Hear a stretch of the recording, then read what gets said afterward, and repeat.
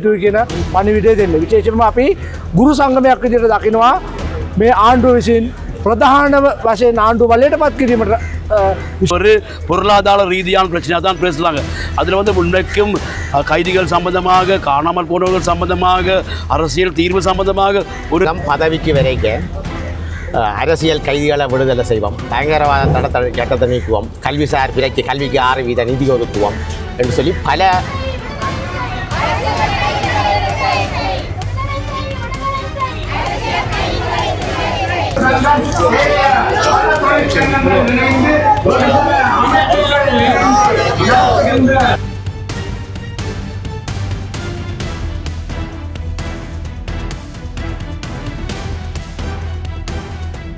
அனைவருக்கும் வணக்கம். மீண்டும் யாழ்ப்பாணத்தில் இருந்து ரஜீவன்.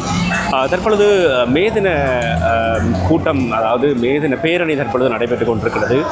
பொது அமைப்புகள், வெகுசன மற்றும் தொழிற்சங்கங்கள் இணைந்து யாழ்ப்பாணத்தில் நடத்தி கொண்டிருக்கின்ற பேரணி தான் இந்த பேரணி. யாழ் மத்திய பேருந்து நிலையத்துக்கு முன்பாக ஆரம்பித்த இந்த பேரணி KKS வீதியூடாக A9 வீதியூடாக யாழ் பொது நூலகத்துக்கு முன்பாக நிறைவு பெற இருக்கிறது. 15க்கும் மேற்பட்ட அமைப்புகள் சேர்ந்து கூட்டாக இந்த மேதின பேரணியை நடாத்தி கொண்டிருக்கிறார்கள்.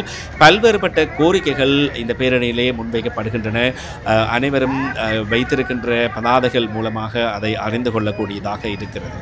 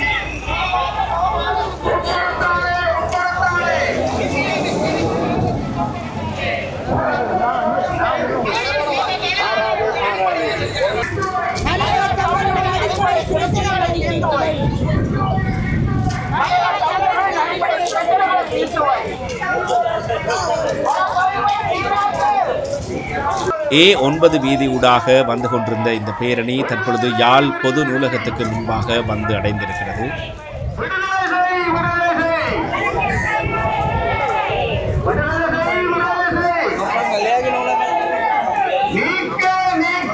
பிரச்சனைகளை தீர்த்து வைப்பதற்காகவும் இன்றைய தினம் இலங்கை ஆசிரியர் சங்கமம், ஏனைய தொழிற்சங்கங்கள் பல இணைந்து, வெகுசன அமைப்புகள் இணைந்து மாபெரும் மேதின எழுச்சி கூட்டத்தினை யாழ் பொது நூலகத்துக்கு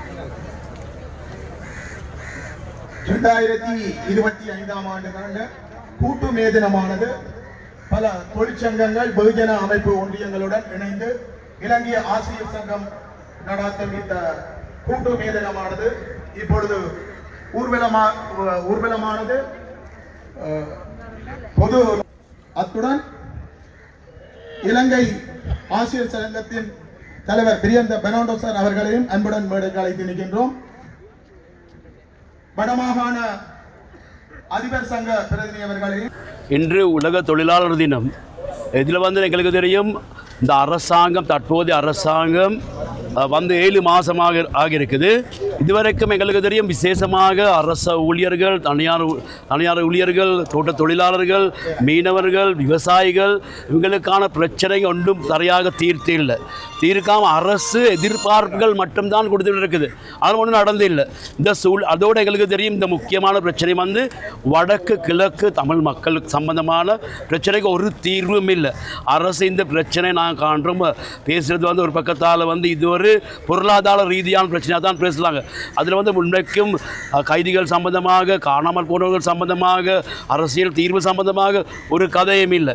இந்த சூழ்நிலையில் இலங்கை ஆசிரியர் சங்கம், என்னுடைய தொழிற்சங்கம், நாங்கள் யாழ்ப்பாணத்தில் இந்த தொழிற்சங்கம் இந்த எங்களுடைய மேஜில் எங்களுடைய செயல்பாடுகள் கொண்டது காரணமே அரசுக்கு வலியுறுத்தி சொல்கிறதுக்கு எங்களோட பிரச்சனை அதோட வடகிழக்கு மக்களோட பிரச்சனை தீர்க்க வேண்டும்ங்கிறத வழிபடுத்துறதுக்காக தான் நாங்கள் இந்த யாழ்ப்பாணத்துக்கு வந்திருக்கிறோம். அது நாங்கள் உறுதியாக சொல்கிறோம். அரசுக்கு ஏமாற்றுகள் ஒன்றும் தேவையில்லை. எங்களுக்கு தெரியும் பேச்சுகள் மட்டும்தான், செயல்பாடுகள் இல்லை. அதனால் மக்களின் பிரச்சனை அரசு தீர்க்க வேண்டும். அதை நாங்கள் வலியுறுத்துகிறோம். அதனால தான் நாங்கள் இன்று வடக்கில் எல்லா தொழிற்சங்கங்களையும் சேர்த்து ஒன்றாக்கி, வெகுஜன அமைப்புகளையும் சேர்த்து ஒன்றாக்கி நாங்கள் அரசுக்கு அழுத்தமாக சொல்கிறோம். தமிழ் மக்களின் முகம் கொடுக்கிற பிரச்சனைகளும் தொழிலாளர்கள் முகம் கொடுக்கிற பிரச்சனைகளும் தீர்வு ஒன்று வழங்க வேண்டும் என்று அதுவரைக்கும் எங்களோட போராட்டங்கள் துவங்கும். விசேஷமாக எங்களுக்கு தெரியும் ஆசிரியர் அதிபர்கள், அரசு ஊழியர்கள் கடந்த வருஷம் பல போராட்டங்கள் செஞ்சாங்க சம்பளம் அதிகரிப்புக்காக. அதுகளுக்கு ஒரு பிரச்சனைக்கும் தீர்வு இல்லை. அதனால எங்களோட போராட்டங்கள் முன் செல்லும். நாங்கள் எங்களோட ஒற்றுமையும், நாங்கள் வடகிழக்கில் எங்களோட செயல்பாடுகளையும் நாங்கள் உறுதியாக காட்டுறோம். அரசுக்கு இந்த பிரச்சனை தீர்க்க சொல்லு. பட்டதாரிகளுக்கு வேலை வழங்கப்படுகின்றது, இன்னும் வழங்கப்பட இல்லாத பற்றி பட்டதாரிகள் வேலை வழங்க அரசு எந்திர பட்டதாரிகள் சம்பந்தமாக தந்தாங்க. அவங்களுக்கு வேலை வழங்க வேண்டும். அத்தோடு எங்களுக்கு அதிக அந்த விசேஷமாக ஆசிரியர் சேவையில் பல வெற்றிடங்கள் இருக்குது. எங்களுக்கு 30,000க்கு மேலே வெற்றிடங்கள் இருக்குது. இதுகள் வழங்கக்குள்ள விசேஷமாக அவசியமான ஆசைகள் தான் வழங்க வேண்டும். விசேஷமாக கணிதம், விஞ்ஞானம், ஐடி, அப்படியான இங்கிலீஷ் அப்படியான வேகன்சிஸ் தான் இருக்குது.